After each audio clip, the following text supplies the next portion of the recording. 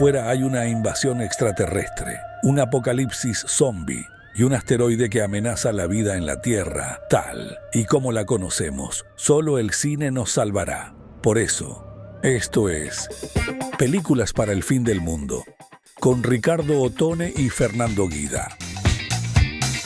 Nicanor Loretti es nuestro invitado de hoy. Es el director, entre otras películas, de Diablo, de Kryptonita, de 27, El Club de los Malditos. Y además es, no sé si llamarte periodista o... Sí, fui más que nada. Ahora tengo un podcast con Cristian Bernard que se llama Salvaje 70, ahora Salvajes 80, porque vamos pasando por década, que es sobre la dirección en el cine y cómo va evolucionando. Pero ya más que nada me dedico solo a dirección, guión, montaje de cine. La idea entonces aquí es que nos comentes tus 3 películas para el apocalipsis, que es básicamente las películas que tendríamos que ver o rever ahora que queda poco tiempo y el apocalipsis se nos viene encima. Primero digo, la lista sería larguísima, ¿no? Pero bueno, eligiendo 3, la número 1 es La Pandilla Salvaje de Sam Peckinpah. Es una película que me cambió la vida, digamos, que literalmente fue así. Vi el cine de otra manera. Siento que cambió la historia del cine y demás, y además me llega mucho, me parece muy, muy potente, muy divertida, tiene su ritmo particular, pero tiene momentos únicos, y me parece que tiene el mejor final de acción de la historia del cine para mí, no superado hasta hoy. ¿Cuándo la viste? Porque en el 69, cuando se estrenó, no estabas vivo todavía. No, soy del 78. No, yo la vi en cable, no sé el año exacto, pero entrados los 90. Época de HBO, Lee, esa época. Quedaban en castellano. Y cuando la vi la versión de televisión, que no recuerdo tampoco si era el corte del director, porque ya existía, creo, en esa época, o fue la versión normal hachada que hubo mucho tiempo. Pero ahora siempre que la veo el corte del director, que es el que está en Blu-ray, el que se ve más. ¿Qué edad tenías? ¿Qué edad tenías cuando la viste? Y ahí tendría 15 años, ponele por ahí. 15 años viendo una película extremadamente violenta y cruel, digo cruel en el sentido de que muestra la crueldad. La primera película tal vez que mostraba la crueldad en el oeste. ¿Qué te impactó? Y mira, lo primero que me pegó fue la forma en que Peckinpah filmaba la acción, porque yo ya estaba acostumbrado a ver cine ultraviolento, miraba mucho Raimi, Peter Jackson, o sea, los clásicos. Había empezado viendo cine de terror ya desde los 10 años más o menos, creciendo con eso, ¿no? Pero Freddy Krueger, Jason, todo eso tenía violencia, entre comillas, digamos. Pero acá lo que vi fue una forma estilizada de mostrarlo como no había visto nunca antes, digamos. Una cosa era ver gore bien filmado, con encuadres copados, qué sé yo, como hacían estos directores. Y otra cosa era ese montaje, mezcla de cámara lenta con cámara normal y un montaje paralelo, sobre todo en la última media hora, que es ese extenso tiroteo, sin spoilear mucho quién vive y quién no. Me rompió la cabeza eso, como mostrar qué está pasando con todos los personajes. El tipo te muestra lo que le está pasando a cada personaje en el mismo momento, en una especie de suicidio masivo de todos los protagonistas, en paralelo a varias cámaras, alguna en cámara lenta, otras en velocidad normal, mostrando muertes en paralelo, tiros y sin olvidarse de ninguno, como muy, muy masivo, muy bien contado. Y fue lo que me empezó a meter en la cabeza la idea de la dirección de cine, ¿viste? Como un nivel de perfección que después, incluso en los directores más influenciados por Peckinpah, como Walter Hill o John Woo, no perfeccionaron eso, digamos. Sí lo emularon a la perfección, pero no lo mejoraron, ¿viste? Fue tan único, digamos, y al día de hoy no se superó, digamos. Ves más plata, más producción, incluso John Wick, otras maneras de contar la acción, qué sé yo, pero no innovaron ni perfeccionaron esa forma. Además tenía una cosa, la película tiene 55 años, digo, no es que vamos a contar el final y se va a spoilear nada, pero por las dudas no vamos. Y si no la vieron, bueno, ya mírenla, pero bueno. Pero como vos comentabas, tiene una secuencia final que es extraordinaria y un nivel de violencia que hasta entonces no se había visto. Sí, además con personajes que con el avance de la película van teniendo menos y menos redención y llegan hacia ese final, entre comillas, de redención, que es casi rockero, ¿viste? Porque es punk lo que pasa ahí, ¿viste? O sea, es el momento en que todos empiezan a reír y Emilio Fernández, que es el malo, también se ríe y es como que te ves venir, bueno, ya está. Y es como que todos saben lo que va a pasar, ¿no? Ellos también saben. Es como esa foto que hay de Cristina con Milei riéndose cuando asume, ¿viste? Sabés que todo va a fallar después. Sí. Digamos. Y a mí todavía me encanta hoy. Incluso la película tiene un ritmo muy particular, con momentos súper contemplativos. Yo no soy el más fanático del cine contemplativo, pero ves que el tipo te va haciendo como una lenta cocción de todo eso que va a estallar al final. Y me parece fascinante. Tiene dos cosas tremendas, que arranca con un tiroteo que es increíble, Sí. y termina con un tiroteo que es Que impresionante. incluso supera al anterior. Sí. Y me parece también que instala algo muy lindo de ese tipo de western que después siguió muchos años, de esta cosa de los ex amigos que son Robert Ryan y Holden, y cómo maneja en espejo a esos dos personajes, que después se hizo mucho en otro tipo de películas, en otro tipo de cine también. Pero que para mí la película que mejor lo tomó después fue Llamarada de Gloria, la 2 de Ian Gans, donde William Petersen y Emilio Estevez también son Pat Garrett y Billy the Kid, y me parece que está en la de Peckinpah, en Pat Garrett y Billy the Kid, pero está mejor explotado en la de Emilio Estevez, que incluso es una remake encubierta de esa, pero te comes más la amistad, ¿viste? Acá lo de Holden y Ryan, como esa cosa de que casi no quieren estar en lados opuestos, ¿viste? Pero bueno, es lo que hay. Y también me parece muy, muy lindo, ¿viste? Como te muestran esa cosa tóxica de la masculinidad, ¿viste? Que en verdad, bueno, tendríamos que ser amigos, pero la cosa alfa puede más, entonces que gane el que gane, ¿viste? Y bueno, termina como termina, y es muy lindo lo que pasa con Robert Ryan al final, que ves que el tipo dice, bueno, tuve que hacer esto, pero igual no me gustó, ¿viste? Y nada, tiene una poesía muy particular de Peckinpah, que también es uno de mis directores favoritos. Muchos años fue mi director favorito por sobre todos, y después me fue pasando y dije, no puedo ser tan talibán de que sea un solo tipo, ¿viste? Pero es uno de mis favoritos porque el tipo siempre se bancó contar historias que no terminen como el cine clásico dice que tenían que terminar, y así tuvo una carrera muy sufrida, ¿no? Pero después no dejó este tipo de películas. John Wayne dijo que era la película que había matado al western.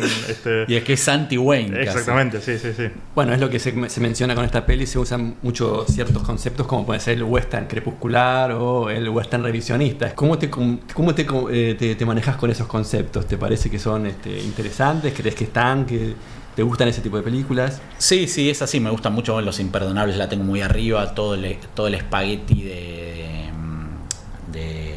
Leone. Me gusta el espagueti en general. Leone me parece una cosa superlativa. Creo que Peckinpah nunca se hizo cargo del todo, pero toma mucho dialoga con el espagueti western, La Pandilla Salvaje, digamos, que era más un ultraviolento, personajes antihéroes, digamos, finales duros, ¿no? Sí sé que para Peckinpah fue una película que le costó mucho porque se la cortó el estudio, siempre tuvo una relación muy tirante con el estudio, incluso muchas de sus películas, hasta el final de su carrera incluso, después aparecieron cortes del director, ¿viste? O el corte extendido porque no era el que él había podido hacer, ¿viste? Le pasó con Major Dandy, que es la que hizo antes, que tiene un poco de La Pandilla Salvaje, también la de Charlton Heston, con Pat Garrett y Billy the Kid, con Osterman Weekend, ¿viste? Muchas se las cortaba porque también el tipo te manda una película de 170 minutos y no es lo que el viento se llevó. Los personajes son muy picantes, ¿viste? Son apáticos, son odiosos, son antihéroes. Entonces no es lo mismo seguir la historia de Clark Gable y Vivian Leigh 3 horas y su amor y desamor, que de unos tipos que su única redención es la muerte, ¿viste? Así todo, está un tema que está también en otra película que vos elegiste, que vamos a hablar después, que es esta cuestión de los códigos entre delincuentes. O sea, son tipos que parecen irredimibles, pero de algún modo, aunque son tremendos y son en algunos puntos tienen comportamientos tremendamente cuestionables, hay un código entre ellos, que vos ves que están en un universo donde esos códigos empiezan a ser cada vez más, claro, están como en decadencia, pero ellos como que quieren mantener, sobre todo los personajes de Robert Ryan y de William Holden, hay un código que necesitan mantener y que, bueno, al final un poco tiene que ver con, bueno, esto está todo mal, algo tenemos que hacer para... Absolutamente. Yo creo que tiene que ver también con lo humano, que es lo que hace funcionar estas películas, digamos, que quizás la película más personal de Peckinpah, que quiero la cabeza de Alfredo García, donde toma el protagónico Warren Oates, que acá también está espectacular, ya se mete directamente en uno solo de esos personajes y y entra en la psicología del tipo y en su historia de amor, ¿viste? Y también tiene un final con estos tintes medio anarquistas, ¿viste? De bueno, se va todo al carajo más allá de la idea misma de lo que cuenta la película. Ves como una cosa muy autoral donde en el podcast que hago lo hablamos mucho, que es el precio que pagás por un cierto cine autoral que va contra todo, digamos, porque La Pandilla Salvaje fue nominada al Oscar al mejor guión y demás, ¿viste? El montaje para mí es superlativo también, la dirección, muchas cosas, ¿no? Pero digo, era como el cenit del Peckinpah comercial creativo, una película bastante anti todo, donde después el tipo se fue metiendo más adentro de eso todavía, digamos. Alfredo García o Perro de Paja son películas muy duras, ¿viste? Sobre todo Perro de Paja, teniendo en cuenta que el protagonista es Dustin Hoffman, porque la otra es bueno, es Warren Oates, lo hiciste en México tomando tequila, hiciste lo que hiciste, pero ya cuando tenés a Dustin Hoffman en una película de ese estilo, que capaz lo más cercano de eso fue después no sé, Vincent Cassel y Mónica Bellucci en Irreversible, digamos, porque quizás Al Pacino en Cruising de Friedkin, lo que le pasa a Pacino mismo está un poquito más cuidado, entre comillas, digamos, de con lo que tienen que lidiar estos personajes en estas otras películas, digamos. Entonces me parece que ahí Peckinpah se peleaba mucho con el sistema, ¿viste? Algo que quizás Friedkin también hacía, pero era un tipo al que Hollywood de alguna manera cuidó más, ¿viste? Incluso se mandó enormes fracasos, la chocó un montón de veces y siguió medio como sobreviviendo de manera estoica, ¿viste? En cambio Peckinpah la pasó muy mal, se peleó mucho con los estudios, la sufrió mucho, le costó todo eso que él mismo impuso, digamos, ¿no? Que son varias obras maestras, para mí sobre todo La Pandilla Salvaje, pero terminó haciendo una comedieta que no terminó, Osterman Weekend, que es una película menor, es como que ya hacia el final de su carrera, él mismo fue crepuscular, ¿viste? Sí. Y también le pasó a Orson Welles, otros tipos que lucharon contra lo que la industria les quería imponer, ¿no? Porque para qué Peckinpah hubiera sido mucho más fácil, bueno, hago una película un poco más light, western, así como quieren, le pongo mis tiroteos y demás y chau. Pero siguió tratando de hacer la suya hasta que dijo, bueno, ya está, hago encargos y listo. No podía con su genio. Pero bueno, es curioso, por ejemplo, que sus últimos encargos fueron videos de Julian Lennon, por ejemplo. Eso es espectacular. Es rarísimo, ¿no? Es como una coda rarísima. Yo recuerdo haber visto alguno en Canal 13, incluso en su momento, y años después enterarme que lo había hecho él. Sí. La Pandilla Salvaje, 1969. La primera película de Nick Loretti. ¿La segunda? La segunda, bueno, quería poner una película nacional y algo que también tenga que ver con la anterior, y la que elegí fue Noches sin lunas ni soles de José Martínez Suárez. Película de 1984, que es la última película dirigida por José. Lamentablemente. ¿Por qué la elegí? Bueno, hoy que trato de no tener favoritas, quizás es mi película nacional favorita. Tengo Laura, tengo otras, 76, 89, 03, hay varias, pero quizás la que más reveo es Noches sin lunas ni soles. Es una película que me pasa a mí que me gustaría haberla hecho, digamos. Incluso mi amigo Nico Galbaño, que es el otro guionista de Diablo, él dirigió una película que se llama Pistolero, que es una remake oculta de Noches sin lunas ni soles, y tiene nombres de los personajes en común, escenas similares, y para mí es una película muy peckinpiana también, ¿no? Tiene estos antihéroes, el Cairo de Alberto de Mendoza, y esta cosa espejada entre el personaje de Mendoza y el policía antagonista que hace Lautaro Murúa, que es increíble, es para el Oscar, digamos, es increíble. Y para mí los mejores antagonistas de película nacional son él y Oscar Ferreiro en Tiempo de Valientes, que remake de Noches sin lunas ni soles era Oscar Ferreiro. Es fabuloso. Y me gusta mucho esa idea del respeto de estos dos tipos que están en contra, digamos, ¿viste? Donde casi Murúa le está diciendo en off, ¿no? Porque se encuentran en un momento particular hacia el final, pero todo el tiempo lo que le está dando a entender es: te estoy dejando escapar, pelotudo, si lo haces. Pero el tipo no lo hace, digamos, ¿no? Pero además creo que tiene algo más de acá, que es la chantada en todos los personajes, ¿viste? Incluso en el mismo Murúa, que al final lo único que quiere es saber dónde está la guita, ¿viste? O en él, que le roba a la novia a Arturo Mali gratis, digamos, porque está bien, te le puedes escapar a Arturo Mali, Luisina Brando. pero le roba a Luisina Brando en su momento top de belleza. Que es casi Y como una burla lo que decís, es como mojarle la oreja.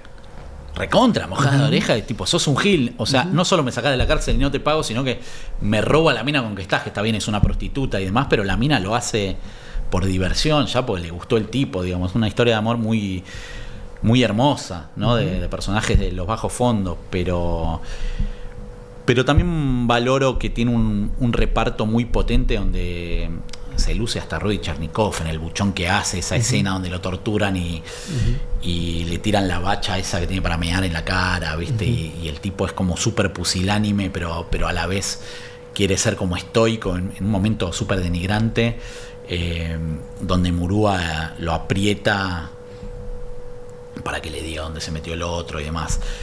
Y creo que lo que tiene es algo que está en las grandes películas, que es que vos tomás, no sé, una escena cada 5 minutos y es icónica, digamos, ¿viste? Cuando se junta con el gallego que le haga los documentos, cuando se escapa con ella, el momento al principio ya, el momento en que lo salvan y tiene una parte en que están viajando en auto y hay un montaje increíble que solo lo vi ahí, donde cada vez que entra en sombra y sale va cambiando de plano adentro del coche, en la puesta, y eso es algo que te hace un director de la zamputa del país que sea, digamos. Sí. Era un gran maestro de la puesta en escena, Martínez Suárez. Y a mí siempre me apenó que no haya hecho más policiales así, digamos, porque él fue saltando mucho de género en género. En realidad creo que es su único policial, ¿no? Sí, de este estilo, digamos que sí. Porque sí, digamos, sí. Los Chantas es una comedia. Es una comedia. Tiene la cosa de la estafa, digamos, pero no es un policial, sí. Y digamos, Los muchachos que antes no usaban arsénico era más bien una comedia negra, tiene una cosa así, pero que podría... Es una comedia negrísima, pero bueno, está la cosa, no sé si policial, pero está la cosa de, bueno, del engaño, del veneno, etcétera, etcétera, etcétera, ¿no? Y se arma una trama macabra ahí, digamos. Él la lleva a la comedia negra, la historia y todo, pero vos la podrías haber llevado también a un dramón más denso, ¿no? Claro. Pero sí, por eso, a mí me hubiera gustado más que haga de este estilo. La verdad que el tipo igual lo que hacía, lo hacía bien, ¿no? Y eso para mí también es algo lindo de los grandes directores, que el género que te agarren lo hacen bien. Para mí Noches sin lunas ni soles tiene un tercer acto fabuloso y un plano hermosísimo, ese que se encuentran Murúa y Alberto Mendoza de los dos lados de la puerta. En la casa de los Bertozzi. En la casa de los Bertozzi, donde está Bataglia, es espectacular.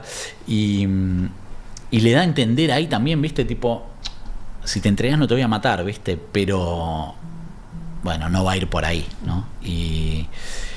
Y la actuación de Mendoza y Murúa a mí siempre me pareció fabuloso, digamos. Él y Arturo Mali me parecen actores que eran al nivel del mejor actor de cualquier país. Ulises Dumont, Julio de Gracia, ¿viste? También son tipos con los...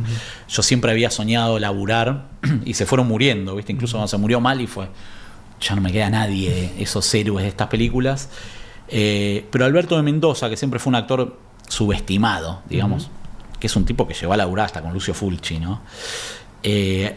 Acá da algo al nivel de todos esos monstruos, que no es poco, ¿viste? Que por lo menos a mí me parece hermosísima la actuación que tiene, incluso en esos momentos más de duro, llorando, conmovido, ¿viste? Cuando se queda solo y se pregunta Natale, porque esas cosas son cine muy 80s, son conmovedoras igual por la actuación del tipo, ¿viste? Que es muy difícil ese papel, porque tiene un montón de aristas, digamos. Murúa no es un villano, pero es un antagonista con algunos grises. Pero este pasa por todos los estadios, Alberto de Mendoza, y me parece muy, muy hermosa la actuación, ya hasta el final. Ahora vamos a ir a la tercera película, pero estas dos primeras películas, La Pandilla Salvaje y Noches sin lunas ni soles, tienen esto en común, de que empatizás más con los malos, entre comillas, que con los buenos, y que las dos películas terminan para la mierda, digamos. Yo creo que algo lindo que tiene Noches sin lunas ni soles, además el título me parece brutal. Esos títulos de películas largas, hermosos. Pero algo muy lindo decía que tiene la historia es que no hay malos en la película, porque Mali y su pandilla tienen momentos, incluso ese momento que van al cabaret, y creo que es Cacho Espíndola que discute con una prostituta, ese momento es espectacular, que es casi un paso de comedia. Son hasta graciosos, ¿viste? O Boy Olmi, ¿viste? Que está súper verde adentro de esa pandilla. Son casi como los malos de los autos locos, ¿viste? Sí, sí. No son tipos que odias. Y Murúa tampoco, lo que te molesta es que lo va a matar al otro, ¿viste? Eso es lo que te lo pone en el lugar de malo. Pero nunca es el villano odioso, ¿viste? Eso está muy bien laburado, me parece que está muy bien laburado en lo de Robert Ryan, también en La pandilla salvaje. Que odias ese lugar que toma, que es el mismo que toma Pat Garrett en Pat Garrett y Billy the Kid, o el Pat Garrett de William Peters en Llamarada de Gloria, que es lo que hay que hacer, ¿viste? Sos un traidor pago, pero hay algo de la amistad que está de fondo que igual lo disfrutás y ves ese lugar donde, uy, boludo, lo tendría que dejar, che, te la estoy dejando servida, boludo, andate. Y el tipo igual no lo hace, ¿viste? Pero es algo que hoy lo ves en los criminales hasta hoy en día, ¿viste?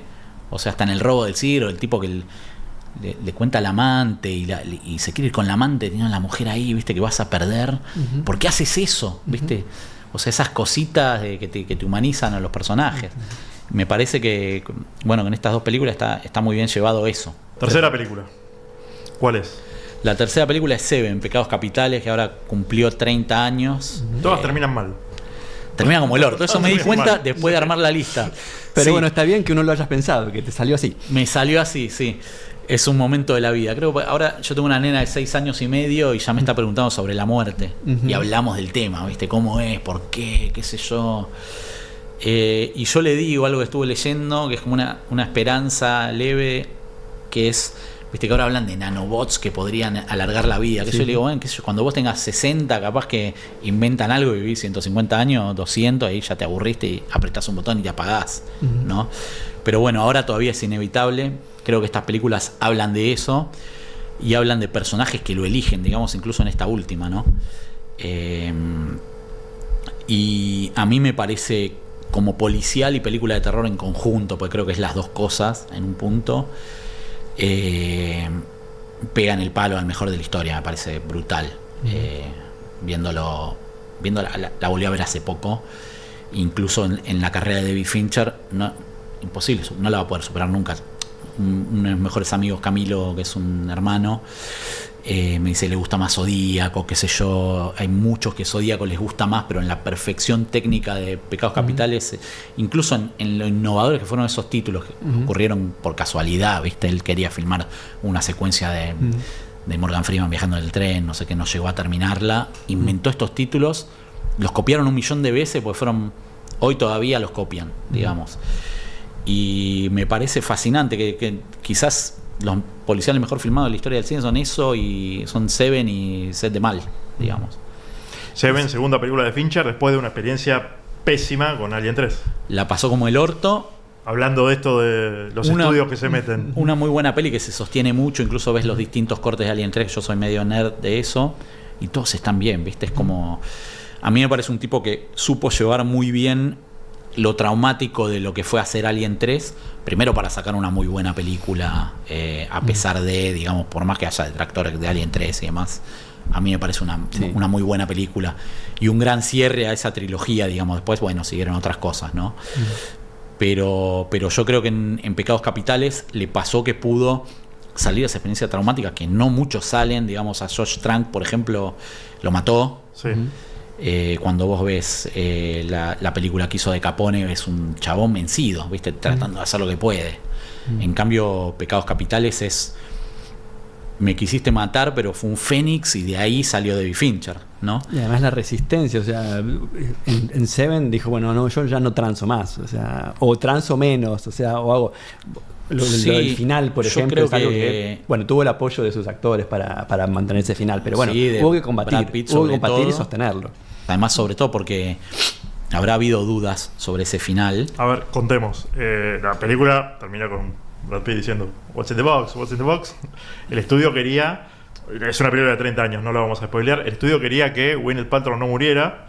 El final ese no era el final que tenía Fincher pensado. De hecho, el final que tenía Fincher pensado, así que pasó, que termina sucediendo en la película. Y fueron Morgan Freeman y Brad Pitt los que, junto con obviamente Fincher, los que dijeron: no, la película termina así. De hecho, Morgan Freeman tampoco estaba demasiado seguro, porque Morgan Freeman también tenía otro final en su cabeza, que era que su personaje lo mataba a John Doe. Total. Como en un sacrificio. Como un sacrificio, un tipo que se está retirando, que ya está de vuelta, y que le salva la vida, digamos, al rookie. Pero sí, yo creo que ahí tuvo la suerte de tener el equipo. El cine es muy un trabajo en equipo, y cuanto más equipo ves, mejor funciona, digamos. En esa película incluso vos ves la química que tiene Fincher con Darius Khondji, que es el director de fotografía, y hay encuadres y momentos de puesta en escena que no tuvo nunca más. Digamos, un director que filma de la zamputa de Fight Club, La chica del dragón tatuado. En general filma muy bien. Estas dos que nombro para mí son de las más inspiradas de puesta en escena, si querés. No la superan, digamos. Donde ves que se inspiró para superarla, porque poner Zodíaco es una película más sobria, digamos, menos canchera, digamos. En cambio, Seven está llena de encuadres de la zamputa, lo ves inspirado en cada escena. Y yo te digo eso como realizador, es muy difícil, ¿viste? Estás en un día de máximo estrés y tenés que sacar algo muy rápido y hacer plano contra plano, digamos. Y acá los momentos de plano contra plano, incluso la escena de ellos tres cuando se dan cuenta que están en ese departamento que abajo pasa el subte y tiene que temblar y demás, son momentos de puesta en escena de la zamputa, ¿viste? Donde van con plano muy largo de ellos hablando sin cortar, porque funciona la actuación, tiene que ser así, ¿viste? No es que decís, bueno, lo hizo plano contra plano porque estaba apurado, ¿verdad? No, si ahí hacía un contrapicado no funcionaba, digamos. Pero vos tenés momentos como cuando Morgan Freeman va a la biblioteca, le ponen música y está buscando los libros para dejarle al otro, que son poesía cinematográfica, ¿viste? Es muy zarpado eso, y momentos conmovedores, digamos. Adentro un policial durísimo, momentos de terror terribles. El de la prostituta con el tipo que es Michael Massey, ese actor, con lo del cuchillo, es tremendo, todo sugerido y es terrible, es devastador. Vos mencionás esto de que es un policial y a veces es una película de terror, tiene momentos de tremendo impacto, por ejemplo el pecado de la pereza, cuando descubren que el tipo en realidad está vivo, hay una cosa así y toda la terrible puesta en escena, momento, terrible. La puesta en escena que lo dice también del asesino, porque cada asesinato es una puesta en escena, es como él lo piensa casi como una instalación. Son pequeñas obras de arte donde todo está bien. La verdad que yo cuando la volví a ver este año, yo en el cine la vi muchas veces. En el cine, en mi cabeza, yo muchos años tenía en la cabeza, la vi 7 veces. Creo que 4 seguro, digamos. Y eso no es tan normal para mí, por lo menos. Que la hayas visto 7 es significativo. Claro. Sí, por eso. En mi cabeza siempre era 7, después digo, no, debo tener digamos eso. Que son 7, porque queda más lindo. Pero 4 fue seguro, ¿viste? Y es un montonazo. O sea, y es sorprendente el nivel de inspiración de todo, porque en Andrew Kevin Walker, que es el guionista, también ves lo insuperable. Después escribió buenas películas, escribió Sleepy Hollow, es un guionista talentoso. ¿Cómo le podés pedir a alguien que haga algo como Pecados Capitales? Siempre es virtualmente imposible. Digamos, a mí me gusta Tarantino más que Fincher, pero no supera Pecados Capitales. Me gusta Oliver Stone más que Fincher, no lo supera. Quizás tiene momentos donde sí, pero es una película envidiablemente buena, ¿viste? Con ese guión, con ese final, con esos personajes. Está bien. Hasta John C. McGinley, que es un secundario de Oliver Stone, hace como del líder. California. Claro. El personaje de California. Exactamente, el personaje de California, que iba a decir el jefe del comando SWAT ese, pero sí. Vos ves que ese tipo en ese momento, ese papel es un bolo menor, donde tuvo películas donde ya hacía casi coprotagónicos. McKinley para mí lo agarró para ser parte de Pecados Capitales, ¿viste? Digamos, es como una de esas obras únicas, ¿viste? Y me parece que también lo inspiró a él a hacer más y le dio su carrera posterior. Vos mencionabas que por lo menos 4 veces la viste, pero contanos de la primera. Es una película que se estrena en 1995. ¿La fuiste a ver en el estreno del cine? ¿Cómo fue tu primera vez con Seven? Sí, yo en esa época ya iba solo al cine. Y mirá, ahí yo tendría 16, 17. porque soy del 78, hago la matemática mental. Sí, 17. Y me partió el cráneo. Esa época era, la otra vez hablaba con mi amigo Camilo de cuál fue la última película que te rompió la cabeza, ¿viste? Y yo ahora tengo que rebobinar un montonazo. Y quizás es un tema generacional, ¿viste? Quizás viene un pibe hoy y te dice, che, Anora me rompió el cráneo. A mí me gustó muchísimo, muchísimo, muchísimo. Y me conmovió el final, pero no se me rompió el cráneo. Ahí yo tuve Pulp Fiction y Seven, un año después de la otra, y era, por Dios, ¿viste? Que es lo que vos decís, se te ponga la piel de gallina viendo la película, que te quedes sin aliento, ¿viste? Eso me pasó ahí. Me pasó con muchas secuencias, una atrás de la otra, y ni hablar con el final. O sea, el final no lo puedes creer. Yo recuerdo cuando la vi, quizás son cosas de naif adolescente, decir... en la caja está la cabeza del perro, le mató al perro, algo así, ¿viste? Como mirá la que te dice. Que era uno de los finales posibles. La inocencia, ¿viste? Claro, pero decís, la inocencia frente a lo que es, que vos cuando te enterás, ¿viste? Es como... Pues, a mí me gusta muchísimo Usual Suspects, Los sospechosos de siempre. Más o menos el mismo año, 95. Mismo ¿no? año, Sí. película hoy criticada porque lo que dice, lo que cuenta es todo mentira, por el cancelado Singer, no sé qué. Pero también me pasó en ese momento que me rompió la cabeza, como Sexto Sentido también, como tipo, hijo de mil, ¿cómo me la hiciste? ¿Viste? ¿Cómo entré? Pero esta, incluso al lado de Sexto Sentido y de Sospechosos, está más arriba todavía, ¿viste? Es como te la puse mal, porque es... No solo es lo que no esperás, sino que es uno de los finales más negros de la historia, donde gana El malo. ¿viste? Y gana con toda, pues... Y donde ellos lo ayudan a ganar. Claro. O por lo menos él lo ayuda a ganar. Y donde- Completa la obra de arte que completa tenía la obra de arte del chabón y va y la cara de Spacey cuando le está por disparar. Hay las escenas borradas, ves que hay una versión donde Brad Pitt le dispara más todavía, ¿viste?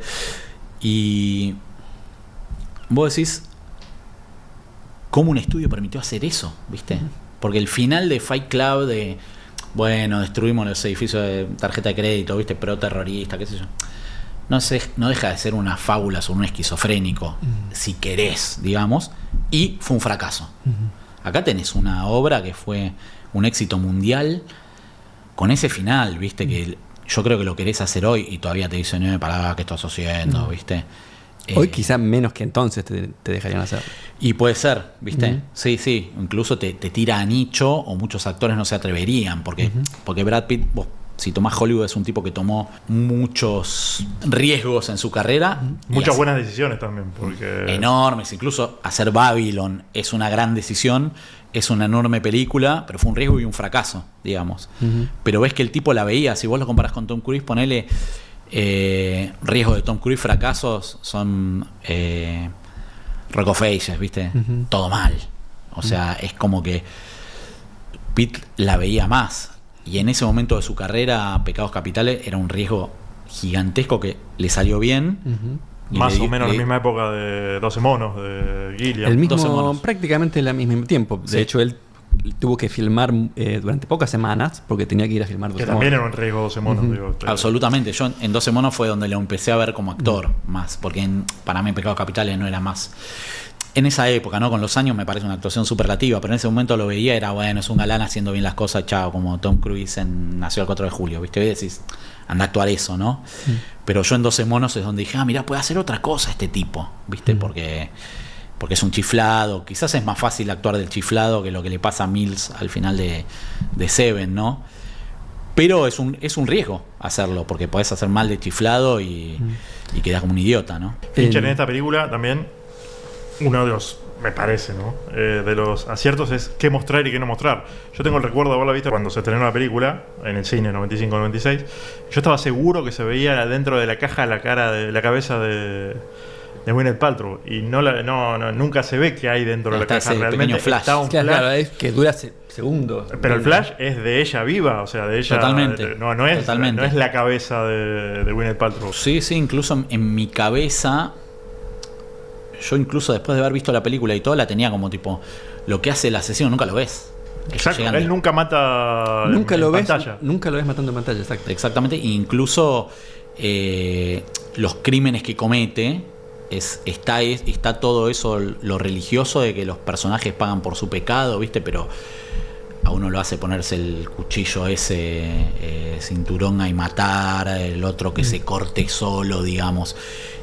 ¿Viste? No es él el que va y te mata como un serial killer, digamos. Hay una cosa más de predicador que es muy original también en la historia del cine. Sin embargo, para mí tiene algo en ese final que de las 3 películas que nombro, creo que el final más agridulce es el de Noche sin lunas ni soles, porque no hay lo que los yankees le dicen payoff, ¿viste? En cambio, en La Pandilla Salvaje y en Seven tenés la explosión de la adrenalina, ¿viste? O sea, cuando Brad Pitt lo ejecuta y vos estás con él. Es muy difícil que no lo haga, ¿viste? O sea, incluso lo que le dice Morgan Freeman, che, no tenés no sé qué, capaz te tirás encima, no lo mata, no sé, ¿viste? Pero está en esa duda, no sabe qué hacer, ¿viste? Y vos estás ahí así, cagalo a tiro. O sea, te pone en ese Incluso lugar. cuando eso te arruine la vida para siempre. Claro. Sí, aunque ya está arruinada en un punto. Ya está arruinada. Claro, hay algo que dice Walker ahí que dialoga un poco con lo de La Pandilla Salvaje, que es que ya perdiste, entonces bueno. En ese momento, cuando Freeman le dice, pensá en las consecuencias de esto, el tipo no tiene ninguna consecuencia. Si ya le cagaste la vida, ya está. O sea, que lo vas a ir a ver a la cárcel como Hannibal Lecter, digamos. Entonces, creo que ahí es lo lógico de lo que tiene que pasar. Pero también te vuelve a decir algo sobre el mundo moderno, viste que, bueno, hay un momento donde no tenés otra salida que la violencia, que es muy difícil esa reflexión, viste, como que vos ves a los locos del Capitolio y decís, che, boludo, o sea, estamos estamos mal. Claro, estamos en un momento donde nos tenemos que poner a reflexionar, porque está bien, la humanidad es violenta por definición y demás, y es un esfuerzo no serlo, pero estamos dando pasos hacia atrás. Me pasa que sin darme cuenta, así que estas 3 películas terminen así, creo que me hace pensar sobre cómo estoy viendo el mundo hoy, ¿no? Bueno, se viene el apocalipsis finalmente. Repasemos. La Pandilla Salvaje, 1969, Sam Peckinpah. Noche sin lunas ni soles, 1984, José Martínez Suárez, y Pecado Capitales, 1995, David Fincher. Las 3 películas de Nicanor Loretti. Muchas gracias, Nicanor. Gracias a ustedes, muchachos. Esto fue Películas para el Fin del Mundo, con Ricardo Ottone y Fernando Guida. Nos encontramos en el próximo episodio, si es que el mundo todavía existe.